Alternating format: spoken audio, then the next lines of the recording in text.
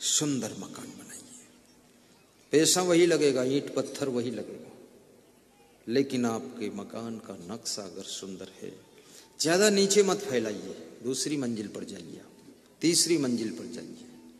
नीचे सामान और मेहमान, और बीच वाली मंजिल पर तुम और तुम्हारी पत्नी सबसे बड़ी महान वो रहो। तीसरी मंजिल पर बेटा और बहू, और चौथी मंजिल पर आपका दूसरा बेटा बहू। सोने दो ऊपर बजरंग बली को। कभी गुस्सा आए तो चौथी मंजिल से कूदने दो उनको।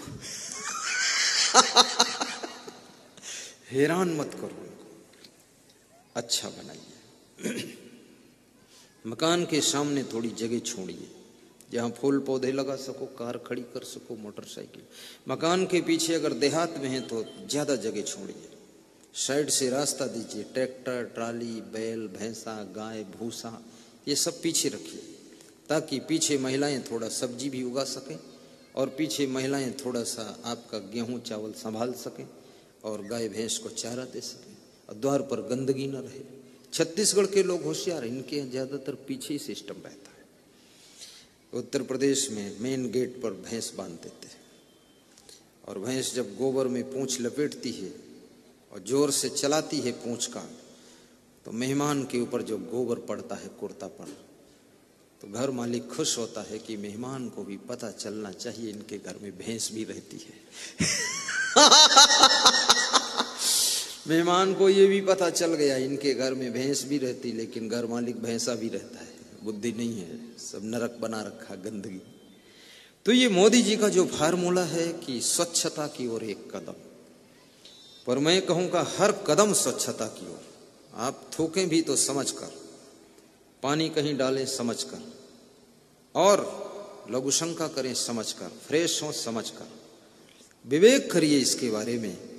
क्योंकि जहां गंदगी होती है वहां पर दरिद्र का निवास होता है, वहां लक्ष्मी रूठ जाती है, और जहां सफाई रहती है वहां लक्ष्मी आकर बसेरा करती है। इसलिए सफाई रखो, और सफाई वही रख सकता जो पुरुषार्थी होगा, परिश्रमी होगा, आलसी नहीं होगा। और जो परिश्रमी है, आलसी नहीं है, उसके पास तो लक्ष्मी आना ही आना है।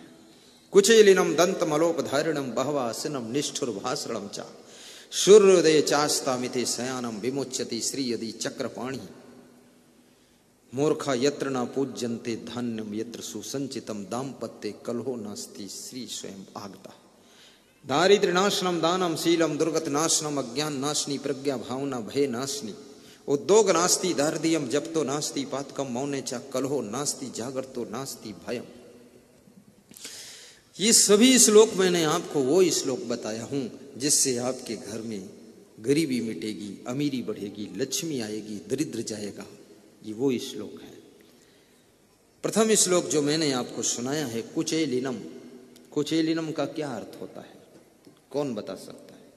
रवीश तिवारी बताइए, कुचेलिनम का क्या अर्थ है? तुम मत बताओ, मैं बताऊंगा। आप लोग बताने के लिए नहीं आए हैं, हम बताएंगे, वो सुनने के लिए आए हैं। लेकिन कभी कभी ऐसा पूछता हूं तो लोग डर जाते हैं, पता नहीं कुचेलिनम क्या है। पर कुचेलिनम का अर्थ होता है मैले वस्त्र पहनने वाला, गंदे वस्त्र पहनने वाला, वो कुचेलिनम है। जिसके कपड़े गंदे हैं, कपड़ा भी साफ सुथरा होना चाहिए। कपड़े में कभी नाक थूक मत पोंछिए।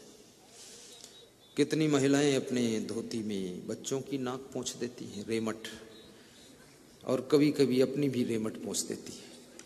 और कभी कभी चांस मिल गया, हम उनके घर गए तो उसी धोती में हमारे पैर पोंछ देती हैं, और कहती हैं थोड़ा माल तुम भी ले जाओ महाराज, ये हमारी विशेष कंपनी का माल है, बाहर कहीं दुकान पर मिलने वाला नहीं।